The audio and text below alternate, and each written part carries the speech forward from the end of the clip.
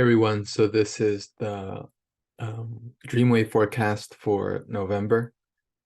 Thanks for watching, and please do comment. I haven't been receiving too many comments. I usually don't ask for them, but I think it's helpful.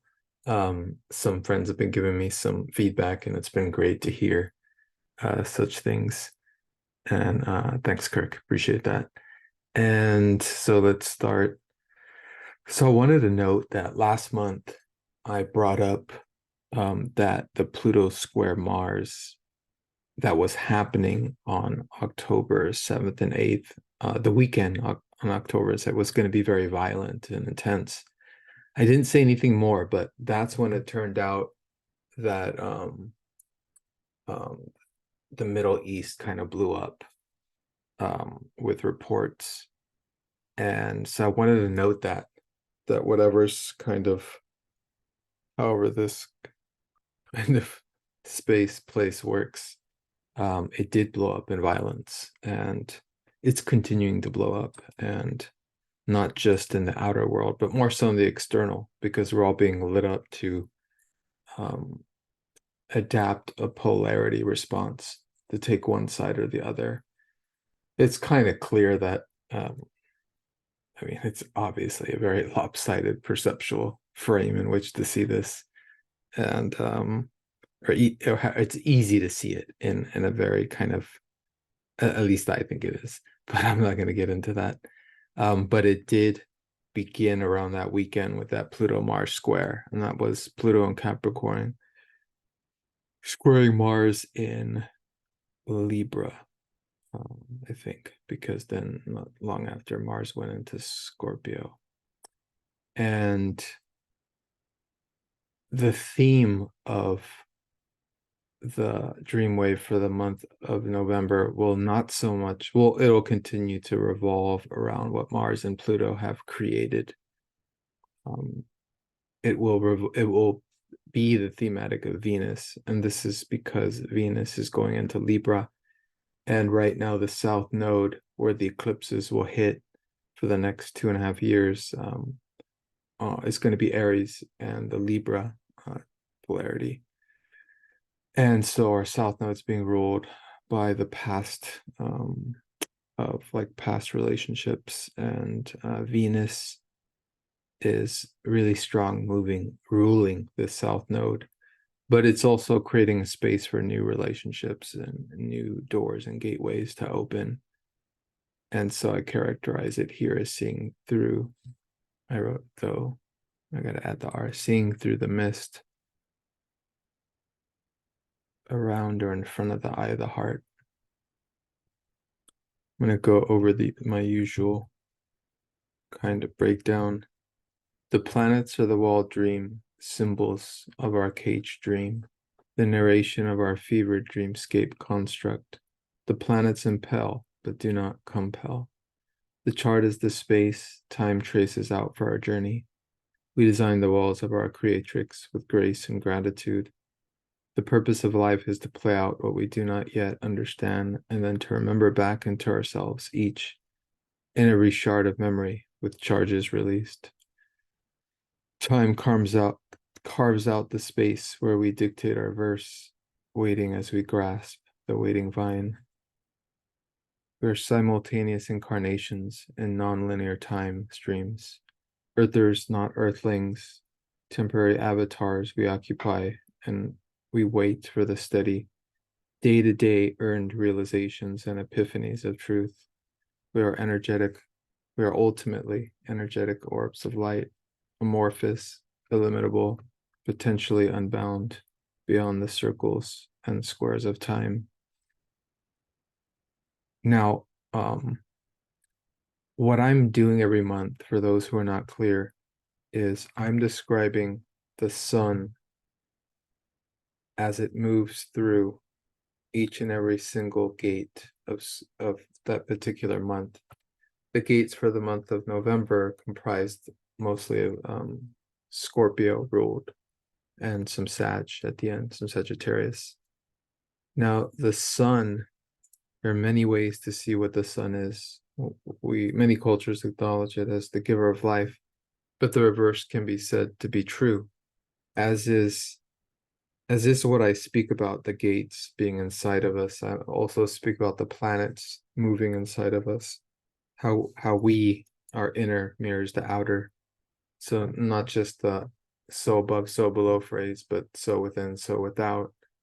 And you can think of it as the sun inside of us. Once we find that sun inside of us, it it creates this potentiality to alight the world around us. And perhaps it does. Perhaps the reason the sun shines is because we shine.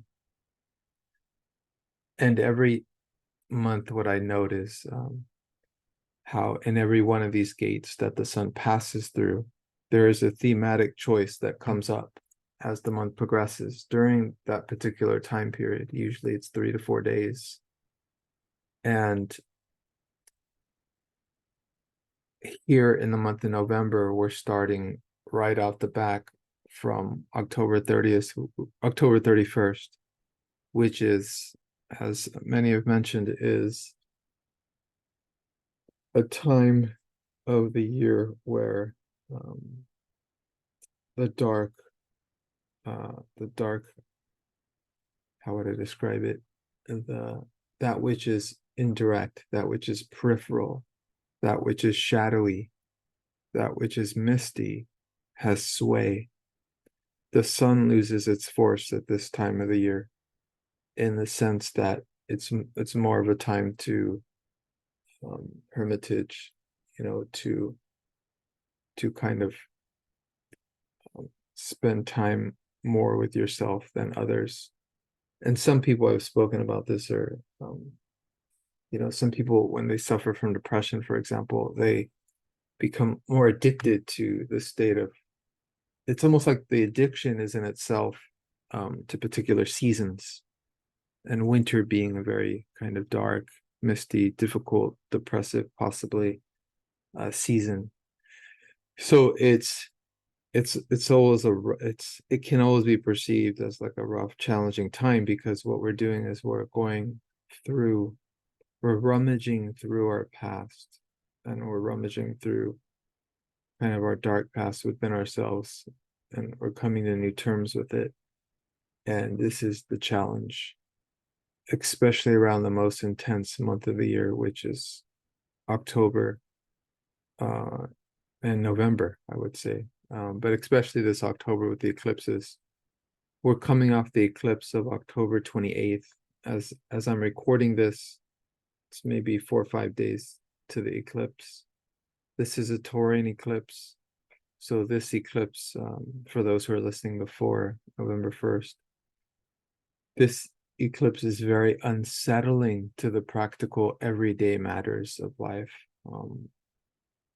These particular degrees of early Taurus have been rampaged for the last 2 years by Jupiter and Uranus, bringing, Jupiterian would be bringing gains, and Uranus would be bringing sudden changes, sudden shifts,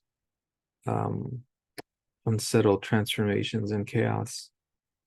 And the eclipse is hitting the Taurus 5-degree point. And I don't have the gate here, but it's in the last broadcast. And so this eclipse is being ruled by Venus, as is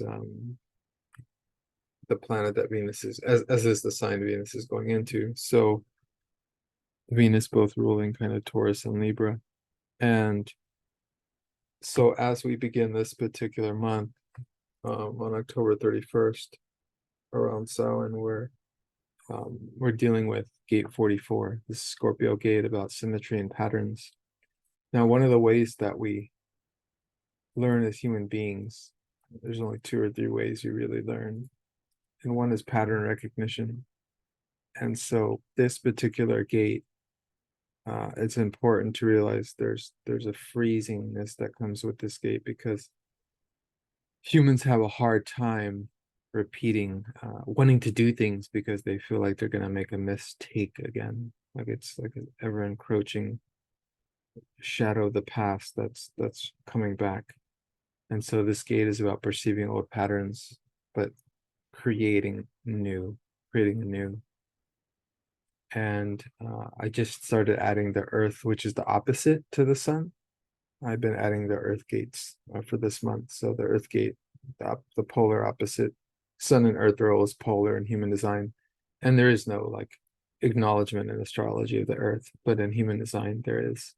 And that's gate 24, allowance. This is going to be October 31st to November 5th. Now, early Scorpio is a fierce time. Those born around this time, well, also from the October 22nd, especially up to the 31st, that's when Scorpio energy is the most fierce and the most powerful. And it decreases as you progress along all the degrees of Scorpio. So going into November 6th to November 11th, I have gate 1, the sun entering into gate 1, purpose and beauty, opposing earth in gate 2, oneness. Great heights are always accompanied by corresponding depths. Enjoy your lows as well as your highs. A natural life is the allowance to feel through both highs and lows. Empower your own way. This is something I learned studying trauma, is that it's so important that to acknowledge that to live a full life is not to fall into freezing or over controlling your experience, but allowing yourself to feel both what it is to have the highs and lows of life, of a naturally lived life. That's it. There's nothing really more than that. That's what it is. November 8th, Venus will enter Libra. So this will underscore and nuance the theme that I'm talking about relationship, union, harmony, romance.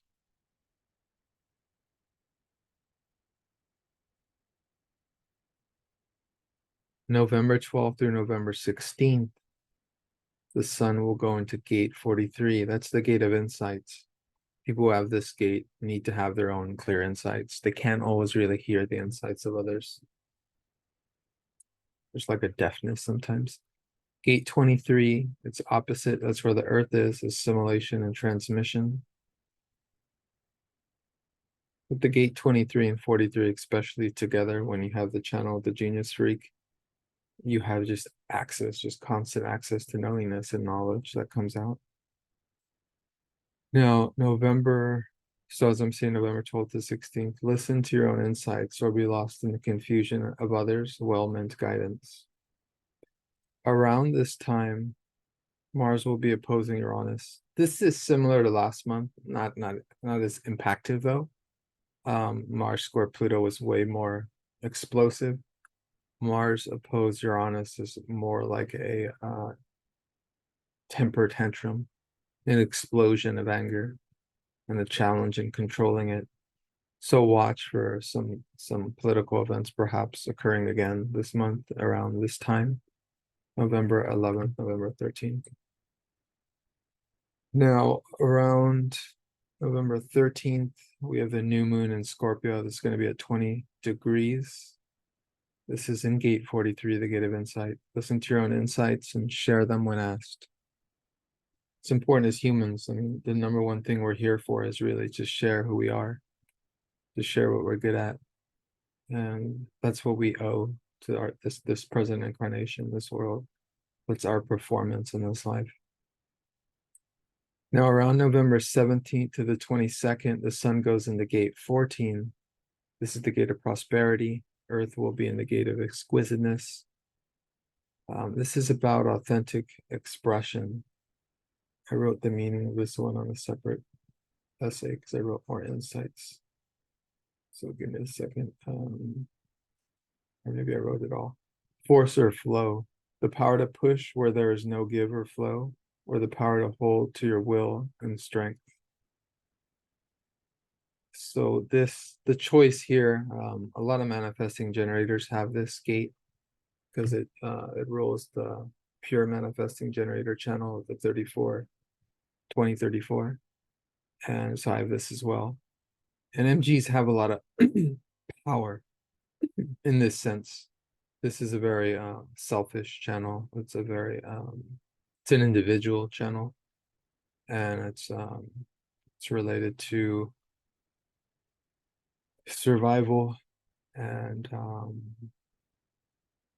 it's important for especially MGs to realize not to force things, but to get into the flow of things, to be patient and wait.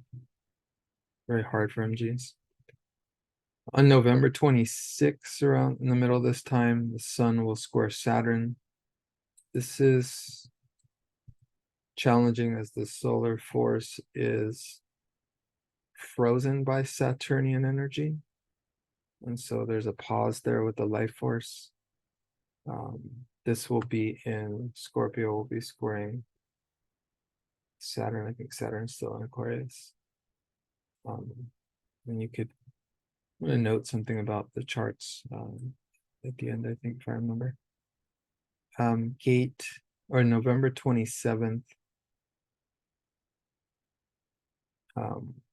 there will be a full moon in Gemini. This is nothing compared to the eclipse last month, but it is a culmination for Gemini energy. So Gemini moons and Gemini suns, observe what's done. Speak slowly, call out the truth as necessary, and refrain from meshing out too many words. Gemini has a tendency to, the energy is very mental, so sometimes there's a tendency to speak too many words. So be clear in your expression, and precise and deliberate. November 28th to December 24th, we have the sun going into gate 9. Gate 9 is about focus and opposing Earth in gate 16, gate of zest. I noted here focus on cross-eyed conversion, where you see both the details and the bigger vision. Do not become lost in mental mazes.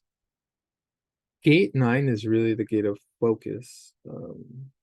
Gate 52, which is underneath it and creates a full channel, is the gate of stillness. So this gate usually has trouble staying still to utilize its focus. And when I say cross-eyed conversion, I'm referring to, like, Don Juan speaks about this in the work of Carlos Castaneda, where you have, or when you walk, if you cross your eyes, or even if you do it in meditation, there's an effect that it has on our sight, our inner sight, not just the outer sight, which is obviously kind of derailed. And it causes some kind of ability, at least in the Castaneda books, it notes, to see the whole picture.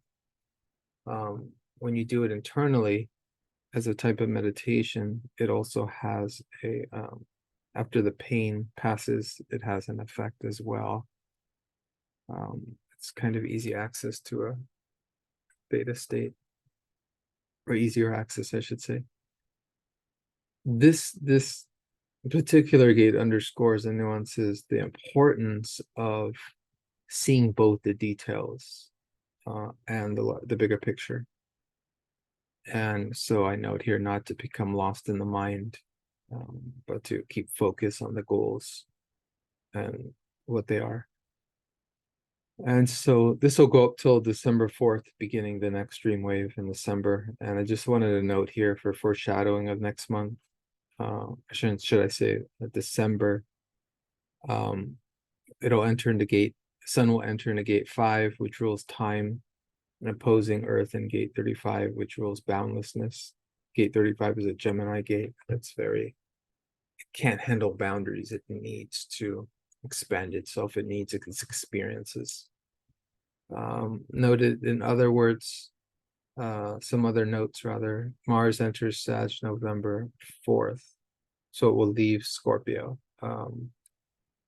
this month as November approaches, and Saturn will go direct November 4th, so more power to, like, build solid beginnings and constructs. Challenging days of the month, November 4th and 5th, November 11th and 13th, as I noted, with the Uranus-Mars opposition, And the 25th and the 22nd, 27th will be difficult as well. That's around the full moon in Gemini.